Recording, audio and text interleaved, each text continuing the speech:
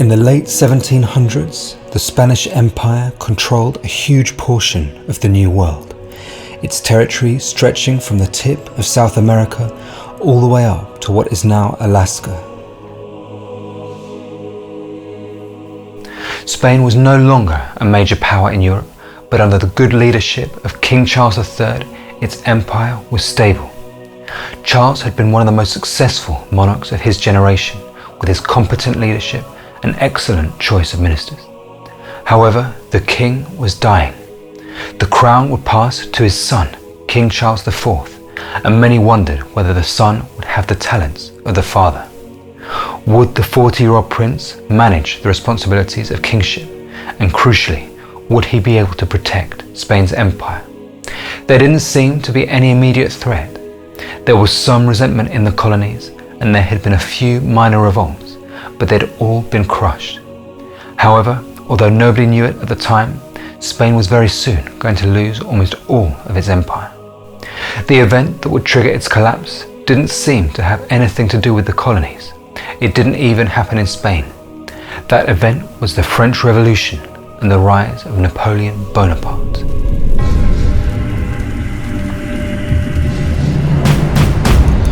When the French Revolution broke out in 1789, many in Europe were appalled at events in France. A series of wars began that would last over 20 years, where France would be at war with almost all of Europe. For Spain, it wasn't clear whose side it should be on, but ultimately it allied with France because Britain was the bigger threat. From the chaos of the French Revolution emerged a man that would dominate Europe for over a decade, Napoleon Bonaparte. In 1799, he performed a military coup, ending the French Revolution. The next year, Spain lost the first large chunk of its empire when it sold Louisiana to France. The alliance between Spain and France was uneasy, with both sides suspicious of the other. They suffered disaster in 1805 when the British destroyed their navies at the Battle of Trafalgar. Spain's support for France began to waver, which Napoleon resented. The ultimate test of the alliance came in 1807, when Napoleon demanded that Spain help with an invasion of Portugal. A huge French army crossed the border and joined up with Spanish troops. The joint force marched on Portugal, and within days it had fallen. It then became clear that Napoleon had been lying about his intentions. With Portugal defeated, the French troops didn't leave, and Spain was now occupied. Napoleon, sick of the unreliability of his Spanish allies, had decided that he needed to control them directly. The hostile takeover of Spain was made even clearer in 1808 when Napoleon installed his brother as king. This was too much for the Spanish. They rose up against their occupiers and used guerrilla warfare in what became known as the War of the Peninsula.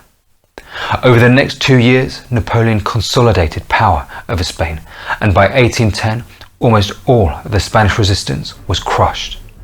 The news of Spain's humiliation had an explosive effect in its empire. The first region to react was the Viceroyalty of Rio de la Plata, modern-day Argentina, Uruguay, Paraguay and Bolivia. In the capital, Buenos Aires, a rebellion breaks out that became known as the May Revolution. The governor is removed and a new independent government is established. The new state is called the United Provinces of Rio de la Plata. However, much of the territory remained loyal to Spain. The city of Córdoba sends a force to retake Buenos Aires. The United Provinces meet them in battle and defeat the Royalists. They then continue north, conquering territory for the United Provinces. As they enter Bolivia, they meet a Peruvian force at the Battle of Suipacha. The two forces are small, with the Royalist force totaling 800 men and the United Provinces 600. The United Provinces win the battle, which is a major morale boost and gives them control of Bolivia. Paraguay had also refused to join the United Provinces, so Buenos Aires sends troops to conquer Paraguay. 1810 was also a significant year in other parts of the empire. The governors of Chile, Venezuela and Colombia are all overthrown in favor of new independent governments. In Mexico, a priest named Miguel Hidalgo gives a speech known as the Cry of Dolores, in which he calls for independence. This went on to become a symbol of Mexican independence, and every year since, the President of Mexico reenacts the cry while ringing the same bell Hidalgo used. He gathers an army of 90,000 farmers who attack and kill the elites. However, Hidalgo's men aren't well organized, more a mob than an army. He inspires his followers but doesn't train them or impose any discipline.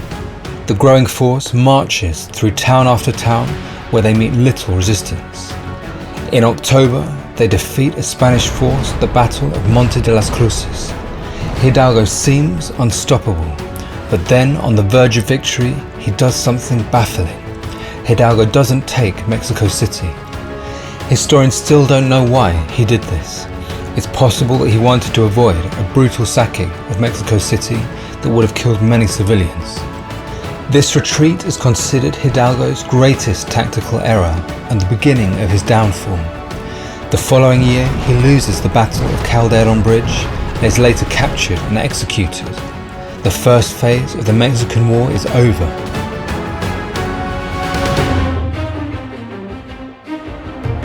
For the United Provinces, 1811 is filled with setbacks. They lose the Battle of Tacuary, ending the Paraguayan campaign. Paraguay then overthrows its Spanish governor and goes on to become an independent nation. Uruguay is still loyal to the Spanish crown and declares war on the United Provinces, who respond by laying siege to Montevideo. This siege lasts only 5 months before the United Provinces are forced to retreat.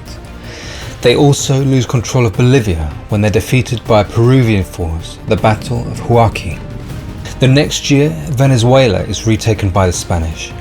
Francisco de Miranda, the leader of the revolutionaries, surrenders and tries to flee.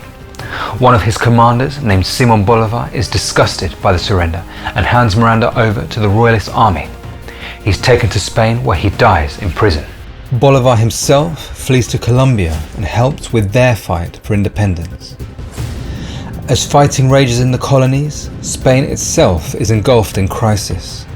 The King of Spain was imprisoned by Napoleon, which gives the liberals a chance to implement a new constitution.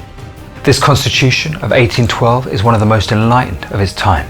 It guarantees freedom of the press, separation of powers, and universal male suffrage. However, the next year the French are finally kicked out of Spain and the king returns to power. He immediately overrules the liberal constitution and intends to rule as an absolute monarch. Back in the Americas, Simón Bolívar had helped Colombia with its war against the royalists and asks their support in an invasion of Venezuela. He begins an offensive that became known as the Admirable Campaign and issues the decree of war to the death. This encourages people to kill any Spaniards on Venezuelan soil unless they're actively helping his cause. Bolívar does manage to win back Caracas, but his control of the country is very tenuous, with large areas against him. The next year an uprising forms against him and he's forced to flee back to Colombia. Peru remains loyal to Spain and decides to retake Chile for the Spanish crown. A large force of royalists smash the revolutionaries at the Battle of Rancagua, and Chile is now back under Spanish control.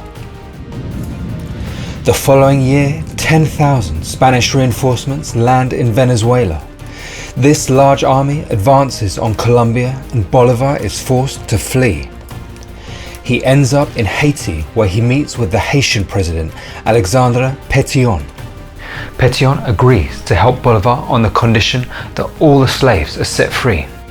With his support, Bolívar returns to Venezuela, hiding in remote regions where he can't be attacked. Over the next few years, he gradually rekindles his support. In the south, the United Provinces has had some success when it took Montevideo in 1814. However, it remains unable to defeat the Peruvian forces in Bolivia. The United Provinces appoint José de San Martin as their commander, and he believes that the only way to defeat Peru is by taking Chile first. This would involve a treacherous trek through the Andes, and many men won't survive the journey. 4,000 men set out in January of 1817, and when they enter Chile, a third of them are dead. Nevertheless, they defeat the Royalists at the Battle of Chacabuco and enter Santiago the next day. Chile is now secure and declares independence the next year. The weakness of Spain is clear for the world to see, and this presents an opportunity for the United States of America.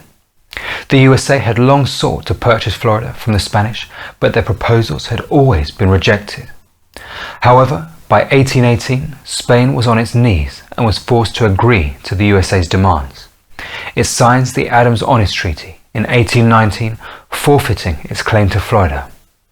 Spain's empire was crumbling fast, but large amounts of territory was still loyal to the Spanish crown. The revolutionaries had a huge fight on their hands to rid the Americas of Royalists. Much of that challenge would be shouldered by the man laying low in the south of Venezuela, Simón Bolívar.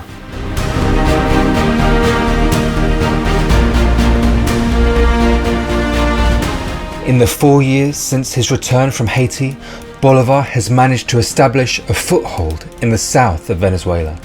However, his position is weak.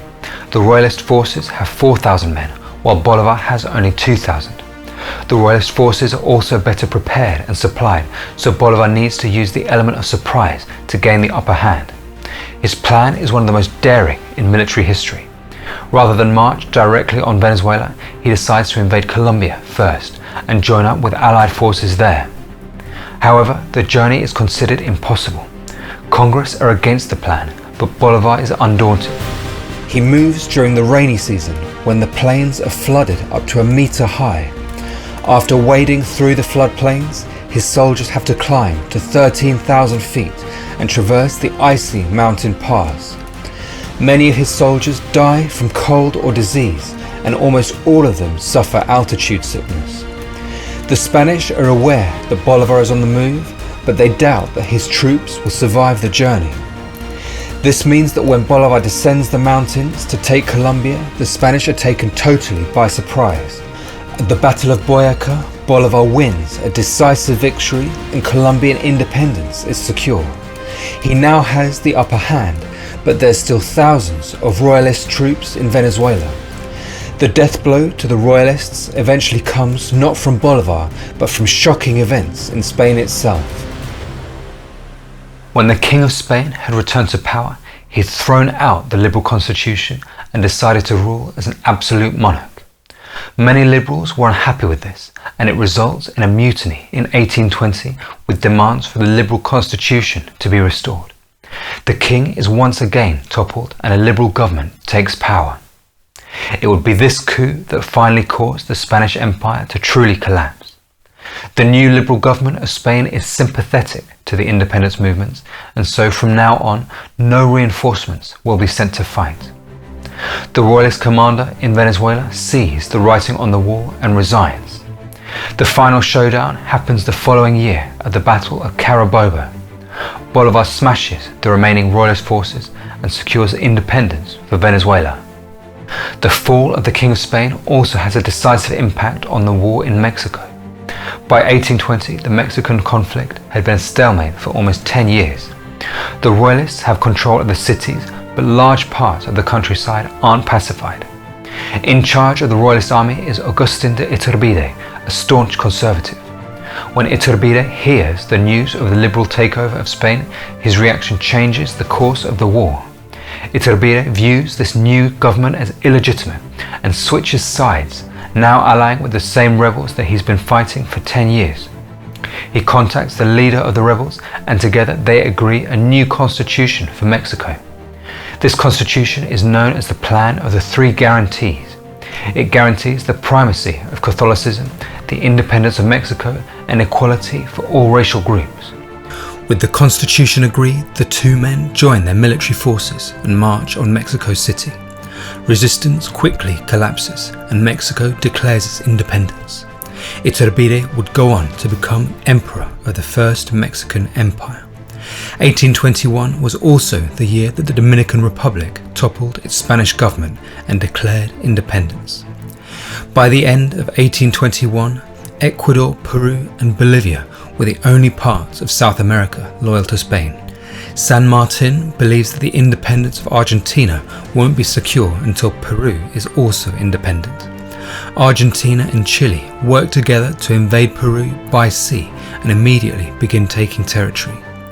The next month, a rebellion breaks out in the Ecuadorian port of Guayaquil. From there, the patriots march towards Quito but struggle to make progress. In Peru, San Martin does have success and enters Lima in July of 1821. He then sends a division to help the forces in Guayaquil in their advance on Quito. The patriots march north and defeat the royalists at the Battle of Pichincha, securing independence for Ecuador. However, the fight for Peru is far from over. Bolivar and San Martin meet in Guayaquil to discuss the future of South America. Their meeting was private and the discussions have been the source of controversy ever since. We don't know what was said, but we do know what the two men did afterwards. San Martin resigned and retired to France. Meanwhile, Bolivar committed his entire army to the liberation of Peru. Bolivar arrives in Lima in December of 1823 and defeats the royalists at the Battle of Junin. On the verge of achieving total victory, Bolivar unexpectedly gives command to his protege, Antonio Sucre. We don't know why Bolivar did this. It's possible that he feared defeat. Sucre makes his stand at Ayacucho in December of 1824. The royalists surrender. Peruvian independence is secure. With this victory at Ayacucho, almost all of Latin America had achieved its independence. The once powerful Spanish Empire, which dominated America for 3 centuries, is no more, fractured into many independent nations that would now control their own destinies.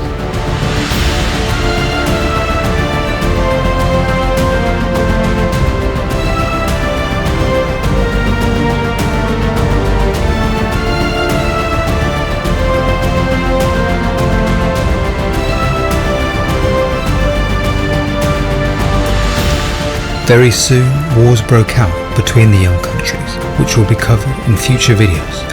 Thanks so much for watching.